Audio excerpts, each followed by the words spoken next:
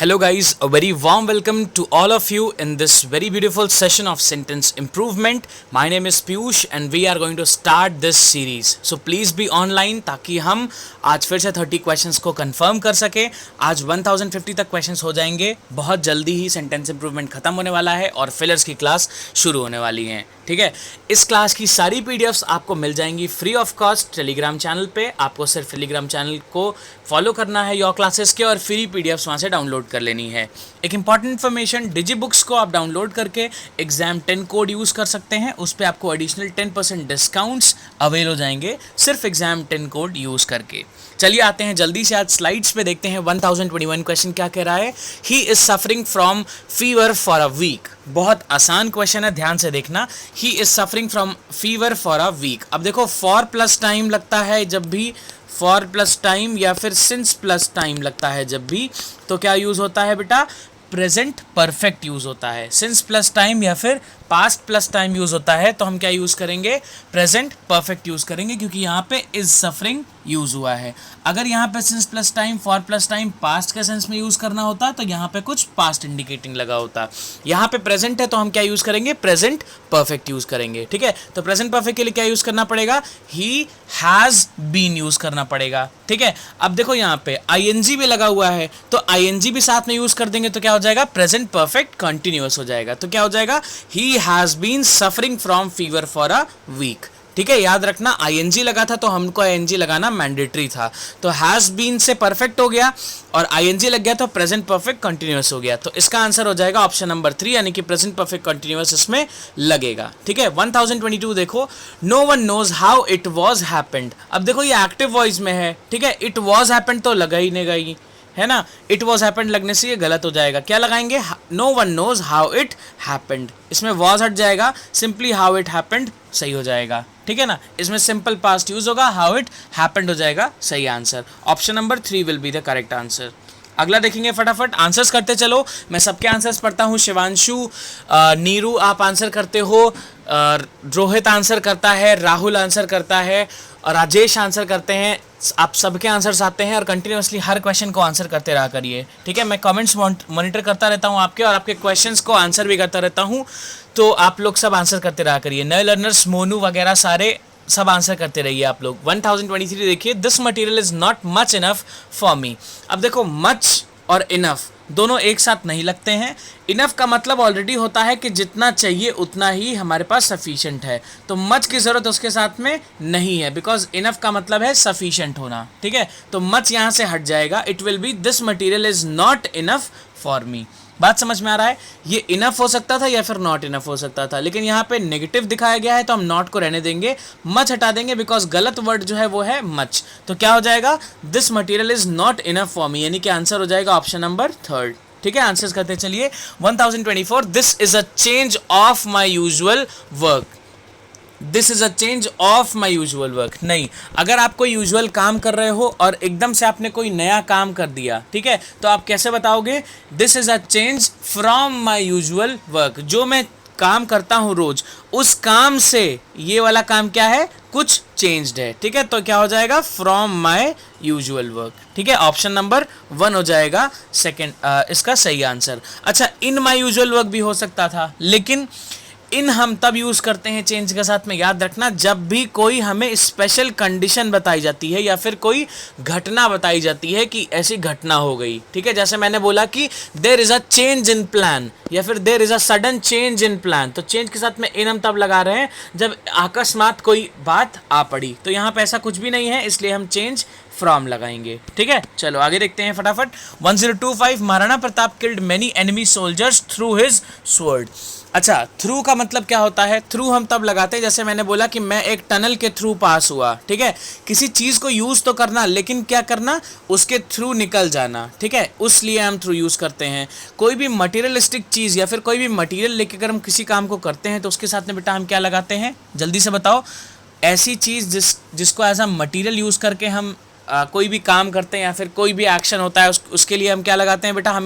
हमेशा लगाते हैं विद. ठीक है, तो यहाँ पे क्या हो जाएगा? Maharana Pratap killed many enemy soldiers with his sword. Clear है ना? बाय हिज स्वॉर्ड नहीं हो सकता, क्योंकि बाय के साथ में ह्यूमन बींग्स लगते हैं या फिर कोई इंसान लगता है जनरली. ठीक है, चलो आगे बढ़ते हैं। 1026 everyone hoped of good weather on the day of the wedding. यार ये बहुत आसान है। Everyone hoped for good weather होगा ना, किसी चीज के लिए आप होप करते हो तो ऑफ की जगह क्या हो जाएगा बेटा, फॉर हो जाएगा, यानी कि आंसर क्या होगा, ऑप्शन नंबर 1 होगा। ठीक है, अगला देखते हैं फटाफट। 1027 he asked the child to go and play with some other children. ठीक है, इसमें क्या हो सकता है, देखो यहाँ पे लिखा है play with some others children. अभी अदर्स कोई वर्ड नहीं होता है ना, या तो अदर होगा या तो अदर के साथ में अपॉस्ट्रोफे एस होता है, अदर्स चिल्ड्रन, दूसरों के बच्चों के साथ में खेलो। ठीक है, ऐसा हो सकता है। तो क्या हो जाएगा, देखो यहाँ पे अंडरलाइन पार्ट में चिल्ड्रन तो है ही नहीं, तो सम अदर्स चिल्ड्रन गलत हो गया ये। ठीक है, अब यहाँ पे क्या होगा, अभी यहाँ पे बात हो रही है दूसरे बच्चों के साथ खेलने वाली, तो यहाँ पे क्या लगा सकते हैं, सम अदर्स तो गलत हो जाएगा, सम अदर्स नहीं हो पाएगा, क्या हो जाएगा, some other children. Option number 3 होगा इसका सही आंसर। ठीक है, 1028 देखो, the boy absented themselves for 2 days। Absent के साथ में हमेशा हमको रिफ्लेक्सिव प्रोनाउन लगाना पड़ता है जब भी वो ईडी फॉर्म में आता है, या फिर हम इसमें क्या लगा सकते थे, the boys were absent for 2 days, ये सही हो जाता, या फिर क्या होगा, the boys absented themselves for 2 days। ठीक है, तो इसका आंसर है नो इम्प्रूवमेंट, यानी कि ऑप्शन नंबर 4। अगला देखिए फटाफट। 1029 माई मदर इंसिस्ट्स ऑन, इंसिस्ट के साथ में ऑन लगता है, बिल्कुल सही है, setting up something every day for charity. अभी सेटिंग अप का मतलब क्या होता है, सेटअप कर देना या फिर किसी भी चीज़ को एक प्रॉपर वे में चीज़ों को अरेंज कर देना, उसको सेटअप बोलते हैं। लेकिन यहाँ पे हमको ज़रूरत किस चीज़ की है बेटा, यहाँ पे ज़रूरत है सेट असाइड की। सेट असाइड का मतलब क्या होता है, किसी भी चीज़ को या फिर कोई एक शेयर को रख देना किसी के लिए, किसी पर्टिकुलर पर्पस के लिए, किसी भी एक शेयर को या फिर कुछ पैसे का एक शेयर निकाल के अलग रख देना, है ना। देखो चैरिटी के लिए आपको क्या करना पड़ेगा, कुछ एक पोर्शन अपनी इनकम का या फिर अपनी जो डेली की सेविंग्स हैं उसमें से आपको कुछ पोर्शन निकाल देना पड़ेगा। तो इसके लिए सेटअप नहीं होगा, इसके लिए क्या होगा बेटा, सेट असाइड, है ना, कि कुछ पोर्शन अलग करके रख देना अपनी डेली इनकम से या फिर अपना डेली का शेयर जो भी है उससे। तो आंसर होगा ऑप्शन नंबर 3, सेट असाइड हो जाएगा। ठीक है, 1030 देखो, he began on a new business venture. Began हम कोई चीज़ शुरू करने के लिए कहते हैं, जैसे रेस शुरू हो गई, है ना, ये पॉजिटिव नेगेटिव किसी भी चीज़ के लिए यूज़ हो सकता है। बिजनेस वेंचर का मतलब है एक ऐसा रिस्क लिया होगा उसने, एक कोई भी उसने डेयरिंग काम किया होगा, बहुत मेहनत वाला काम किया होगा, है ना। तो इस चीज़ के लिए हम क्या यूज़ करते हैं, जब भी ऐसा होता है तो हम एम्बार्क्ड यूज़ करते हैं। देखो एम्बार्क का मतलब क्या होता है, एम्बार्क के साथ में हमेशा ऑन लगता है, पहली बात तो ये है। तो यहाँ पे बिगैन लगा है, इस वजह से यहाँ पे ऑन जो लगा है ये गलत हो जाएगा, ही बिगैन ऑन नहीं हो सकता, he began a new business होता तो फिर भी मान सकते थे। ऑन के साथ में एम्बार्क्ड लगेगा, यहाँ पे ओपन ऑन नहीं हो पाएगा, बिगन ऑन नहीं हो सकता। एम्बार्क के साथ में हमेशा ऑन लगता है, और एम्बार्क्ड का मतलब होता है कोई भी चीज़ नई और डिफिकल्ट शुरू करना। ठीक है, तो यहाँ पे होगा he embarked on a new business venture. Option number 1 will be the correct answer. अगला देखो, I have to say them the truth. अब देखो से का मतलब होता है कह देना, और टेल का मतलब होता है बता देना। तो सच क्या करते हैं हम, कहते नहीं है सच, हम बता देते हैं, बिकॉज वो हमारे दिल में होता है और वो हम बता देते हैं। ठीक है, तो यहाँ पे हो जाएगा टेल। अगला देखो 1032, the SSB will interview the candidate between 11 AM and 3 PM। देखो बिटवीन के साथ में हमेशा क्या लगता है बेटा, एंड लगता है, ये बात कंफर्म याद रख लो। बिटवीन के साथ में क्या लगेगा, पेयरिंग में एंड लगेगा, तो इसका होगा नो इम्प्रूवमेंट। क्लियर है। चलो 1033 पे आते हैं। The tribe lived with different customs. अब देखो अगर यहाँ पे ट्राइब लिव्ड विद लिखा है, अगर विद के बाद में लोग लगे होते यानी कि पर्सन्स की बात होती तो हम विद लगाते, लेकिन यहाँ पे डिफरेंट कस्टम्स यानी कि किसी और तरीके से रह रहे हैं, किसी और चीज़ को, रिचुअल्स को फॉलो कर रहे हैं, तो क्या लग जाएगा बेटा, बाय डिफरेंट कस्टम्स। बात समझ में आ रही है। लिव बाय का मतलब होता है किसी भी चीज़ को फॉलो करना, किसी पर्टिकुलर बिलीफ को फॉलो करना या फिर किसी सेट ऑफ प्रिंसिपल्स को फॉलो करना, उसको बोलते हैं लिव बाय। ठीक है। लिव विद का मतलब होता है किसी के साथ में रहना। अगला देखो 1034, dumbfounded by the accusation he could offer no serious defence. है ना, बहुत ज्यादा चौंक जाना कि एकदम से क्या हो गया, he could offer no serious defence, और एकदम से कोई सीरियस डिफेंस वो नहीं कर पाया। जैसे तैसे एकदम से हम हाथ पैर चला लेते हैं, लेकिन एकदम से अगर शॉकिंग सा हो जाए कोई कंडीशन तो उसमें हम बहुत सीरियस एक्ट नहीं कर पाते हैं। This is absolutely correct. No improvement is needed in question number 1034। ठीक है। 1035 देखेंगे। Ramu never makes at least a century each time he plays cricket. अब ये बहुत आसान सवाल है लेकिन थोड़ा सा घुमाने वाला है, ध्यान से देखो। रामू कम से कम एक सेंचुरी बनाता है हर टाइम जब वो खेलता है, तो क्या नेवर होना चाहिए? बिल्कुल नहीं, ऑलवेज होना चाहिए। ध्यान से देखोगे तो ये एकदम आसान लगेगा। Ramu always makes at least a century each time he plays a cricket. कह रहा है कम से कम वो हर बार सेंचुरी बनाता है, तो नेवर तो हो ही नहीं पाएगा ना यार। जब खेल रहा है, सेंचुरी बना रहा है, तो ऑलवेज होगा। ठीक है, सेल्डम की बात ही नहीं होगी, क्योंकि एटलीस्ट यहाँ पे लगा है। फॉरएवर नहीं, फॉरएवर नहीं, सदा के लिए नहीं, हमेशा। ठीक है, सदा के लिए मतलब होता है जिंदगी भर हमेशा करता रहेगा, तो फॉरएवर गलत हो जाएगा। ऑलवेज का मतलब जब जब खेलता है तब तब वो सेंचुरी कम से कम बनाता ही है। अगला देखो 1036, he is given to gambling and drinking. बिल्कुल सही है। देखो यहाँ पे ही गिवन अवे तो हो ही नहीं सकता, ही हैज़ गिवन अवे होना चाहिए था। ही गिवन इन नहीं हो सकता, क्योंकि हैज़ हैव हैड मिसिंग है। He given up, has have had missing है। तीनों में से कुछ भी नहीं हो सकते। दूसरी बात, he is given to gambling and drinking. When you are given to something, इसका मतलब है आप पूरा उसी चीज में डूबे हुए हो, आपका पूरा जीवन उसी चीज में समर्पित है। तो गैम्बलिंग एंड ड्रिंकिंग में उसका पूरा जीवन समर्पित था और कुछ उसको नहीं सूझता था। इसको कहने के लिए he is given to gambling and drinking बिल्कुल सही है, तो no improvement will be the answer. समझते चलिएगा ऑप्शंस को भी कैसे हम एलिमिनेट कर रहे हैं, ये आपको बहुत हेल्पफुल होगा। 1037, I would soon walk than stand in the cold waiting for the bus। दो कंडीशंस दिए बेटा, क्या लगाएंगे यहाँ पे? कंपैरेटिव लगाएंगे। क्या soon से कंपैरिजन होता है? नहीं। क्या लगाना पड़ेगा? sooner। क्लियर है? हार्डली तो लग ही नहीं पाएगा, लॉन्गर की यहाँ पे जरूरत नहीं है, क्योंकि सून वाले केस की यहाँ पे बात हुई है, तो वील यूज सूनर। हार्डली लगाते ही यहाँ पे सेंटेंस का जो अरेंजमेंट है वो गड़बड़ हो जाएगा, बिकॉज हार्डली के साथ में पहले फिर हार्डली के जस्ट बाद में वर्ब लगता है, उसके बाद में फिर सब्जेक्ट चाहिए होता है, तो ये गड़बड़ हो जाएगा अगर हम हार्डली लगाते हैं। ठीक है, तो आंसर हो जाएगा सूनर। 1038 देखो, as soon as I arrived in home I knew that something was wrong. जैसे ही मैं घर में आया मुझे लगा कि कोई चीज़ तो गड़बड़ है। ठीक है, यहाँ पे as soon as I arrived in home की ज़रूरत नहीं है। इन यहाँ पे यूज़ होना सुपर फ्लस हो जाएगा, इसमें कोई भी चीज़ की ज़रूरत नहीं है। ठीक है, as soon as I arrived home. Clear, as soon as I arrived home सही हो जाएगा। Option number 2 will be the correct thing. अच्छा, इसमें अगर एट होता तो ये भी माना जा सकता था कि एट होम ठीक है, लेकिन इन बिल्कुल यहाँ पे सुपर फ्लस हो गया, ज़बरदस्ती का यहाँ पे दिखा रहा है कि घर में आ गए। डेफिनेटली घर में ही आते हैं, इसमें इन लगाने की दिखाने की ज़रूरत नहीं है, है ना। चलो 1039, unfortunately I did not pass in the examination. ठीक है, अनफॉर्चुनेटली हो सकता है कि एग्जाम में पास नहीं हुए हों, तो आई did not pass in the examination is absolutely correct.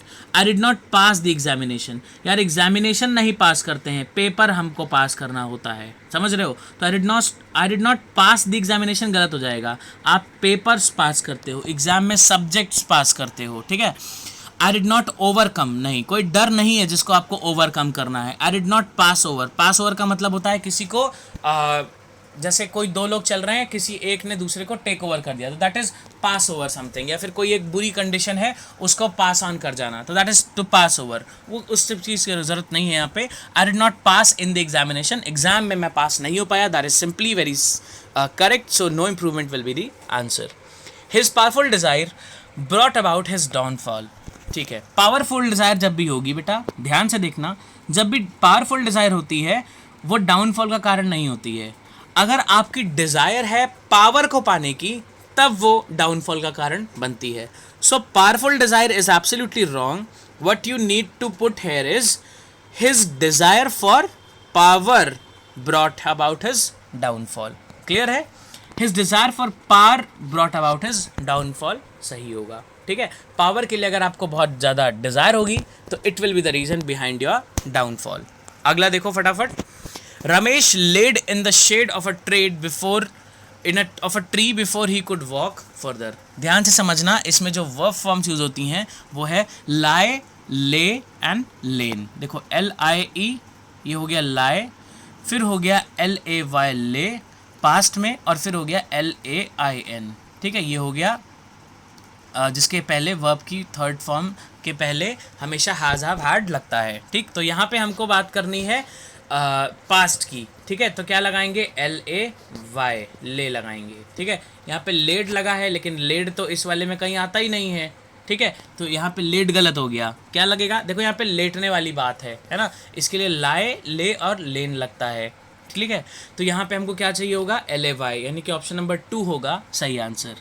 ठीक है। 1042 देखो, an education and handling money would imply the ability to oversee the consequences of overspending और ओवर बोरोइंग। अब देखो यहाँ पे बात हो रही है फ्यूचर देख पाना या फिर आगे कैसी चीज़ें होंगी उनको प्रिडिक्ट कर पाना, ठीक है, जो भी फ्यूचर में हो सकता है उसको समझ पाना। इसके लिए हम ओवर सी नहीं लगाते हैं बेटा, ध्यान देना, इसके लिए हम क्या लगाते हैं, फोर सी लगाते हैं, ठीक है। मतलब अगम जानी जिसको बोलते हैं उनको बोलते हैं अगम जानी लोग जो होते हैं दे कैन फोर सी, ठीक है। चलो आगे देखो 1043, what you have been doing since the workshop last month. अब देखो ये बहुत आसान है, what you have been doing से मतलब नहीं बन पाएगा, हमको यहाँ पे क्वेश्चन वाला सेंटेंस फॉर्म करना है यानी कि इंटरोगेटिव। तो इसका सीक्वेंस क्या होना चाहिए, क्वेश्चन वर्ड, हेल्पिंग वर्ब और फिर सब्जेक्ट, उसके आगे जो मर्जी हो, ठीक है। तो क्वेश्चन वर्ड लगा है व्हाट, उसके बाद हेल्पिंग वर्ब चाहिए यू, तो हेल्पिंग वर्ब होता नहीं है तो यहाँ पे हैव बीन पहले लगेगा, उसके बाद यू लगेगा, तो क्या हो जाएगा, what have you been doing. अब देखो हैव बीन डूइंग जब भी होता है या फिर जब भी कभी वर्ब यूज होते हैं जिसमें दो से ज़्यादा वर्ड्स होते हैं तो हम बीच में एंटर करा देते हैं जो भी और इम्पैक्ट वाला वर्ड होता है उसको। तो क्या हो जाएगा, व्हाट हैव फिर यू फिर been doing since the workshop last month, क्या हो जाएगा, ऑप्शन नंबर 3 हो जाएगा, ठीक है। What have you been doing since the workshop last month. देखो 1044 फटाफट से, corruption is the most serious problem in India, ठीक है। क्या ये बात सही है, डेफिनेटली ये बात बिल्कुल सही है, corruption is the most serious problem in India. अब देखो सीरियस को हम अगर हम इसको सीरियस का हमें सुपरलेटिव डिग्री बनाना होगा तो हमको इसके साथ में मोर या फिर मोस्ट लगाना पड़ेगा। मोर लगाना पड़ेगा कंपैरेटिव के लिए, मोस्ट लगाना पड़ेगा सुपरलेटिव के लिए, क्योंकि सीरियसर और सीरियसेस्ट नहीं होता है कंपैरेटिव और सुपरलेटिव में। तो यहाँ पे मोस्ट लगाना पड़ेगा क्योंकि सबसे ज़्यादा है, यानी कि ये सेंटेंस बिल्कुल सही है, ऑप्शन नंबर 4 होगा इसका सही answer. 1045, except him no one could answer the question.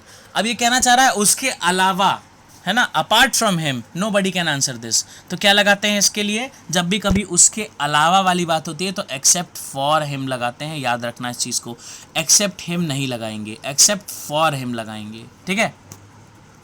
The common fruit fly is technically called as Drosophila. अभी कॉल्ड एज का मतलब है कहा जाता है, लेकिन ये क्या होगा, नोन एज ड्रोसोफिला, सॉरी इसमें होगा ऑप्शन नंबर 3, है ना, known as is the right usage, क्योंकि कहा जाता है इस तरह से हम नहीं समझेंगे इसको। नोन एज का मतलब है बुक्स में भी ऐसे ही जाना जाता है, लोग भी इसको ऐसे ही जानते हैं और ये डिराइव्ड भी ऐसे ही हुआ है। इस तरह से जब भी कोई चीज़ होती है साइंटिफिकली तो उसको हम कॉल्ड एज नहीं नोन एज बोलते हैं, ठीक है। चलो आगे देखो 1047, give the tickets to whom ever comes first. अब ये किसके लिए लगा है, सब्जेक्ट के लिए लगा है, ठीक है। Give the tickets to whoever comes first, जो भी पहले आ जाए उसको टिकट दे दो। तो ये किसके लिए लगा है, सब्जेक्टिव के लिए। सब्जेक्टिव के लिए हम whomever नहीं लगाते हैं, क्या लगाते हैं बेटा, whoever लगाते हैं। तो यहाँ पे आंसर क्या होगा, whoever, ठीक है, ऑप्शन नंबर फर्स्ट हो जाएगा। विच एवर गलत हो जाए क्योंकि ये नॉन लिविंग थिंग्स के लिए लगता है।